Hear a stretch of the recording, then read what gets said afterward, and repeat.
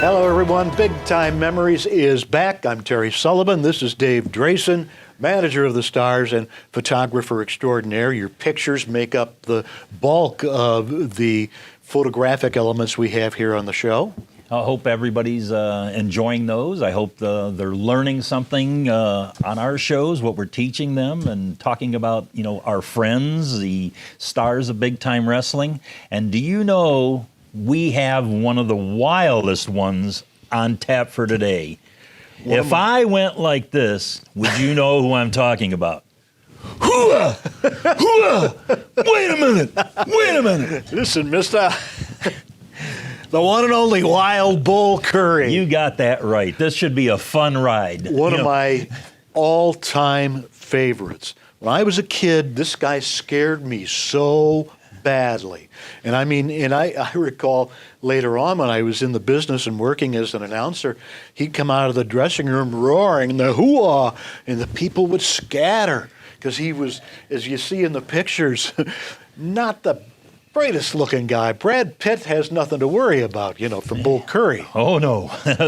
Well, neither do we, so. But what a story. What a story comes with this man. Let's get right down to it. Born Fred Curry Sr.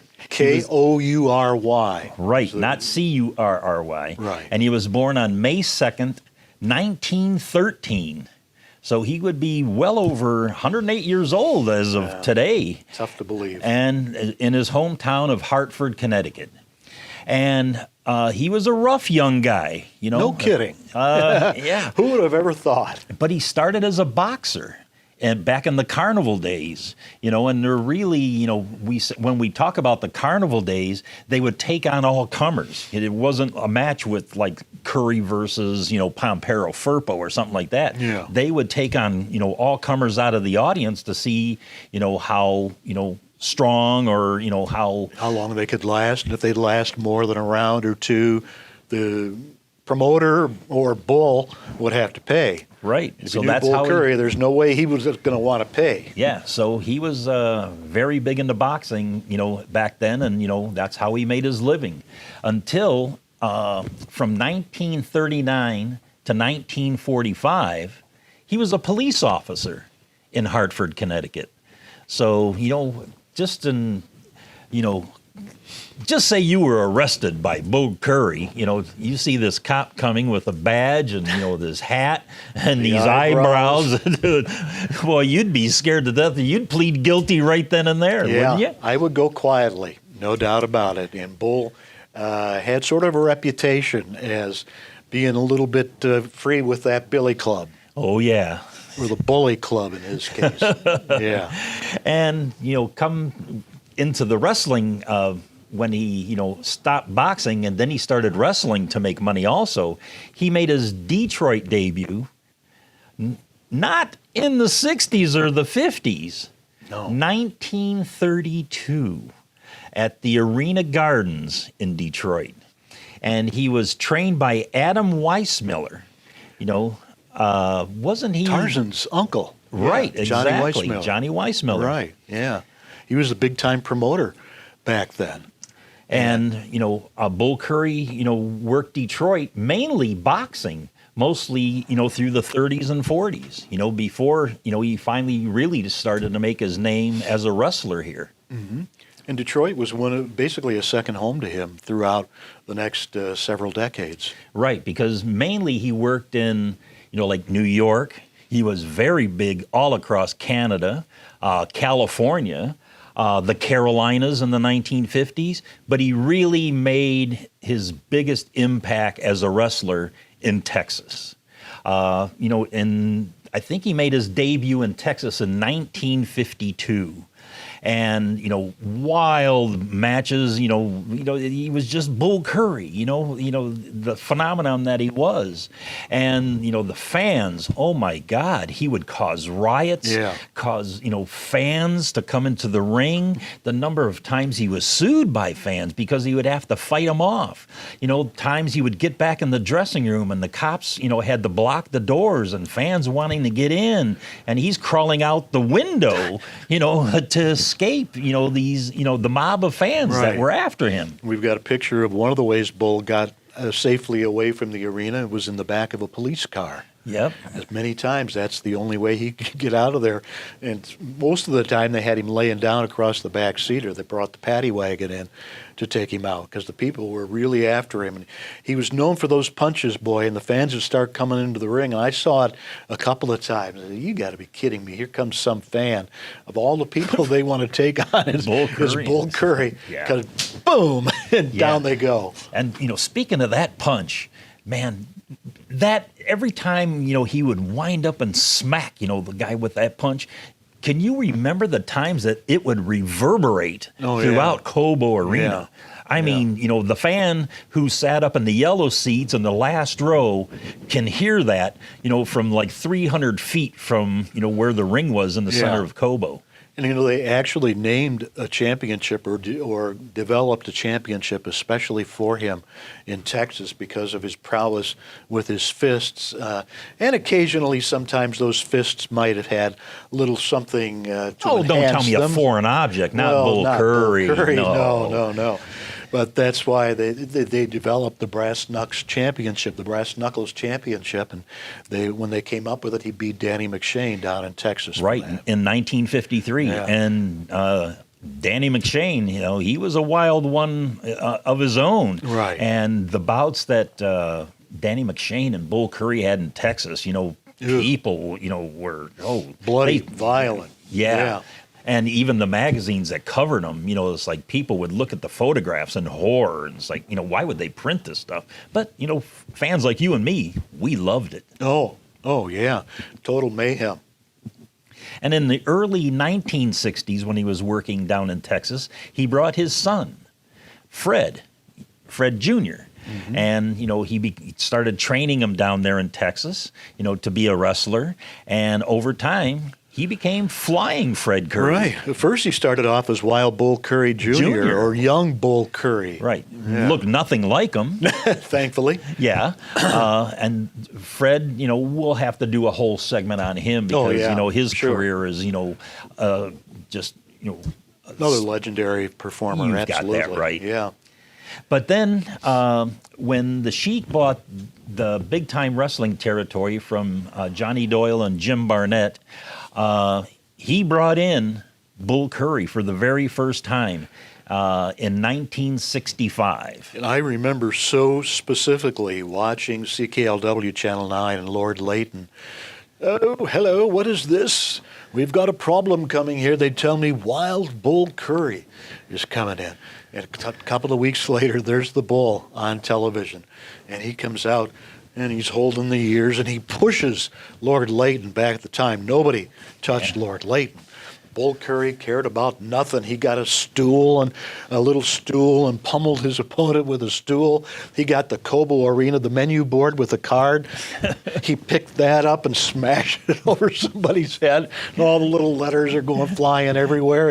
And I'm a little kid at home, and oh my God, we had not seen. The Sheik was one thing, but Bull Curry was at a level of his own. Oh, no doubt about it. And when he would do those promos and just rant and rave the way he did, and slobber just coming down his face, and Layton doesn't want to go near him with his fine suits and jackets.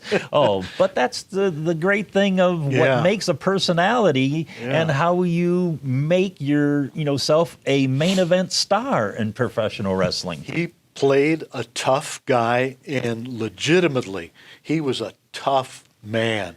You didn't want to mess with Bull Curry. And, speaking of Fred, his son, Bull Curry, was always a heel, unless he went against, the Sheik when, people would cheer him on. I remember a time when a couple matches, that are memorable to me. Bull Curry versus the Sheik. And the one time Bull Curry came out, because at that time the Sheik, he had the fire, was throwing the fire, more than he usually would. And Bull Curry came out to the ring with an asbestos mask on.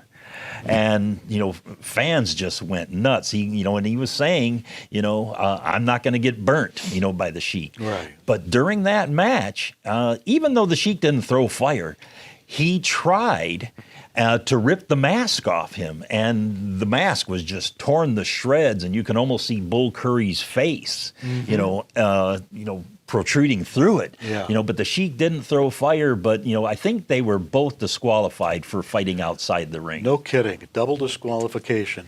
And Who would have thunk it? Another memorable match I remember is Bull versus Fred Curry. Oh, really? At some point, I think it was Fred was tag teaming with either Louis Martinez or Ben Justice. And somehow they had a falling out. And somehow Fred just, went to the heel side. He went to the dark side.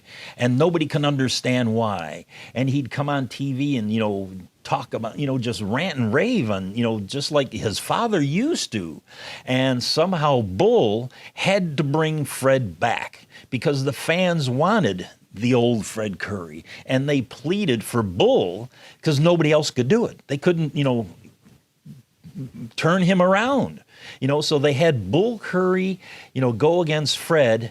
And after a couple knuckle sandwiches and, Bull did beat him, but he beat some sense into him, and Fred ended up coming back to his senses. I think if I recall, the Weasel, Abdullah Farouk, had something to do with the mysterious turn of Flying Fred Curry. Oh, now there is another story with Abdullah Farouk. What a great guy he was. Yeah. And let's talk, didn't you go on a tour of Alaska when Big Time Wrestling went there and Bull Curry was on it? Yeah, we had television on 30 stations at one point in time around the country, most in Ohio and Michigan, but also in other parts of the country, Honolulu, St. Louis. Hello, Sam Muchnick. We're in your backyard if you need to be. And Anchorage. Nobody was running Anchorage, Alaska, or the state of Alaska at that point in time. Portland wasn't running it. Washington, the Seattle territory didn't run it. Shire went up for a couple of tours out of San Francisco, but it was essentially what wrestling promoters called virgin territory. It was wide open. And the Sheik figured, what a great opportunity. We got our TV on a station here. We'll send up a tour. But wasn't this at a time when they were building the Alaska oil pipeline? Yes, it was. So Sheik went up there to entertain the troops that were building this. Well, the Sheik didn't come on the first tour. Okay. It was intended that he would come on the second tour. Of course, there really never was a second tour, at least from Big Time Wrestling. So about 10 or 12 of us flew from Detroit Metro to Anchorage, Alaska, and they put us up at the Gold Rush Hotel in downtown Anchorage, Nebraska. And the deal was... Alaska. Not the Nebraska. No, did I say Nebraska? You did. Duh. Yeah. Alaska. The outskirts. The deal was there were going to be 2 to a room. We would split the cost. It was to be $35 per person per night. And that was a hefty amount. But back then. Not out of sight for what you might pay on the road. But Bull Curry took one look at that and said, "Are you kidding me?" Because Bull was known to stretch a dollar, to pinch a penny. He was known to be the definition of frugal, which is how he made a wonderful life for his family, because he never spent too much, and he didn't require too much. What do I need a hotel room for? To sleep. So, as he was known to do in many other cities around the country, Bull took off the next morning after one night at the Gold Rush, took off the next morning to find other more suitable accommodations. Oh, boy. And he did find a hotel nearby the Gold Rush, so Bull would come back during the day and hang out in the lobby of the Gold Rush.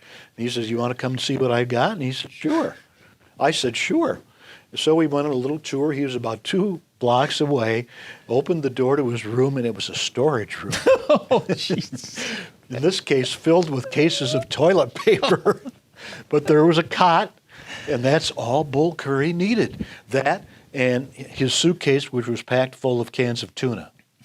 Because he knew that food prices were what we would consider exorbitant in Alaska, because everything had to be imported.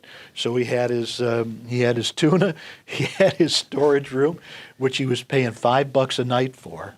Wow. And that's all he needed. Yeah, that's the definition of frugal. In fact, in Toledo, they used to, at the Waldorf Astoria, they used to have something they called the Bull Curry Special. And it was basically a janitor's closet. And they would set up a cot. What do they care? The hotel clerk, the money probably went into their pocket. $2 a night. Wow. For the Bull Curry Special in Toledo. Well, as frugal as he was, I think Bull Curry, I hear, invented copper wire. Did he? Yeah. He found a penny on the street, he picked it up, and he stretched it so far he invented copper wire.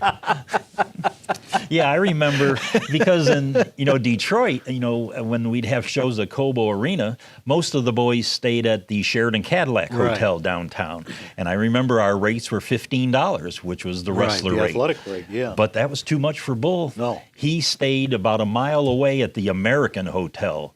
It was a rough neighborhood. Rough. Yeah, I'll bet you it was rough. Yeah, a lot of winos and pimps and everybody else hanging around those streets there. I didn't want to go anywhere near it, but I'm sure he got a less than $15 rate there. Yeah, I'm sure he did. He got his deal for sure. But when you talk about him being frugal and stuff like that, after he retired, he still lived in Hartford, Connecticut. And my good friend Tom Burke, who lived in Springfield, Massachusetts, he would go to see Bull, and they'd go out to dinner. And Bull would pick up the tab. No. Yeah, but he was quite a generous man in a way. He could especially be, for sure. his family. And if he liked you, he would do anything for you. I just remember on road trips, we'd drive from Detroit to Toronto. There would be me, Bull, sometimes, other guys.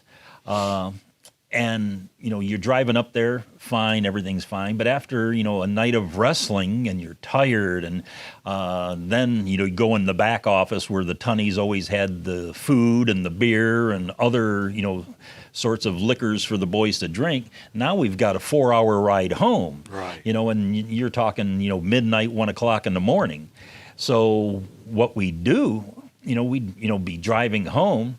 But Bull, the smart one, because of all his years in wrestling and knowing, he didn't partake in the liquor part.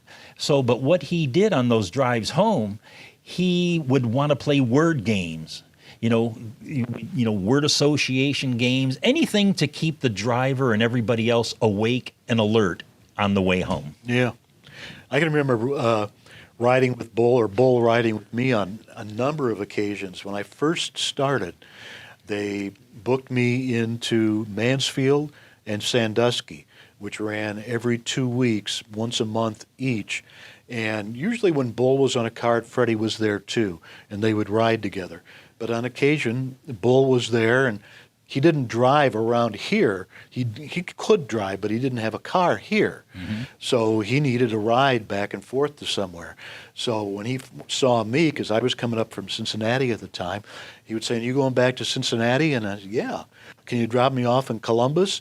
Which was really out of my way. Yeah. But the opportunity to ride with Bull Curry and pick his brain, and I sadly regret that I didn't do more of that, because he was a man of very, very strong opinions.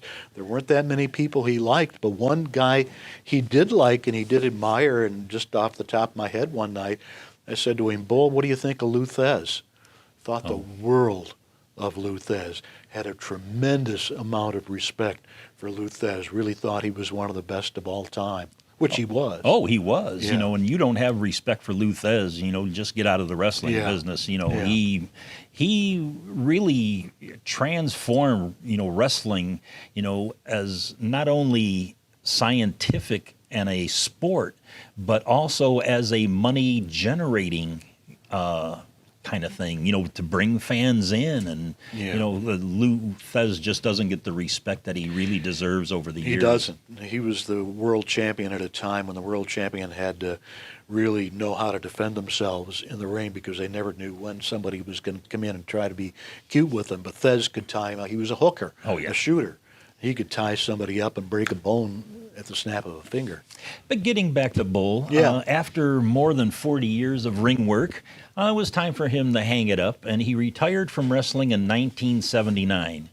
And of all things, he wanted to still work. Well, he went back to one of his old passions, and he worked for the Hartford County Sheriff's Department, being a policeman once again. Yeah, began his career and started it. And he also had a hand in training some younger wrestlers. And one wrestler that he trained is a guy you and I both know, as do many of the fans out there, one of the members of the Fantastics, Bobby Fulton. Right.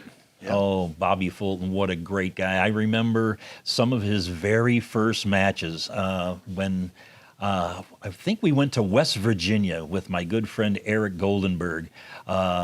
He wrestled Bobby for 2 shows there, and that's where I first met him, and we're friends to this day. What a great guy. Good guy. Yeah, definitely. And then, even though he has retired from wrestling, he still, went to a few shows, made an appearance. But his last appearance, he managed a gentleman, and at the Holyoke Mountain Park, Massachusetts show in 1984. That was his last wrestling, appearance. But he was very active even in retirement. Oh, yeah. He loved deep sea fishing. Wow. His vegetable garden. He loves sitting outside smoking cigars and listening to his favorite baseball team, the Boston Red Sox. Of course, yeah. I heard stories about how he would often present his prized tomatoes to friends. Yeah, he loved his vegetable garden. Isn't that something? But unfortunately, he lived a good life and, supplied for his family, and he was well loved by, not only his family, but so many of us who, got the privilege to see the Walking Riot Squad, Bull Curry. And that's the name of the book that his son Fred wrote, The Walking Riot. Yeah. And he passed away on March 8th, 1985. And like you said, the Walking Riot, the book, goes into detail about, his beginnings, his police career, his wrestling career, and all the times, he had to fight his way, not only out of the dressing room, but out of town. Yeah. He was the epitome of the old-style professional wrestler. He really was. The scarred face, the cauliflower ears, the gruff way of talking. Listen, mister, don't tell me nothing. Yeah, those promos he used to do, they're just absolute classics. He could insult, he could enrage. Nobody did quite like Bull Curry, especially as long as he did. And nobody can do it quite like you, Terry. Can you give one final ring introduction of the Walking Riot, Bull Curry? Ladies and gentlemen, from Hartford, Connecticut, weighing 225 pounds, Wild Bull Curry. Hooah!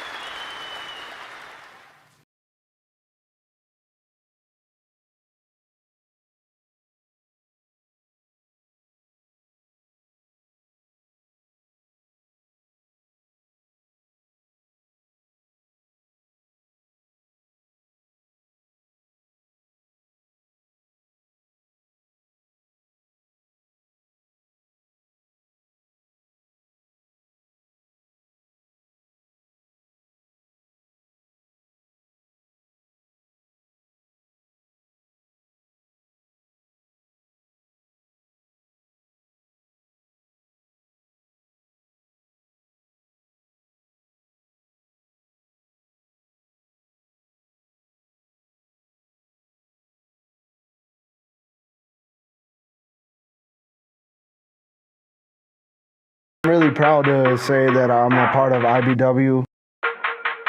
I take pride in IBW that we are a family-run company. It's a fight. It's a sport. At IBW, tradition has always mattered. You're going to see world-class professional big-time wrestling at its best. This ain't no sports entertainment. This is professional wrestling. International Big-Time Wrestling's The Fix. Each and every week, your fix of IBW action. You want entertainment? Look no further than Rox TV. International Big-Time Wrestling! Wrestling fans, if you like what you've seen, don't forget to like, comment, subscribe, and also don't forget to ring that bell.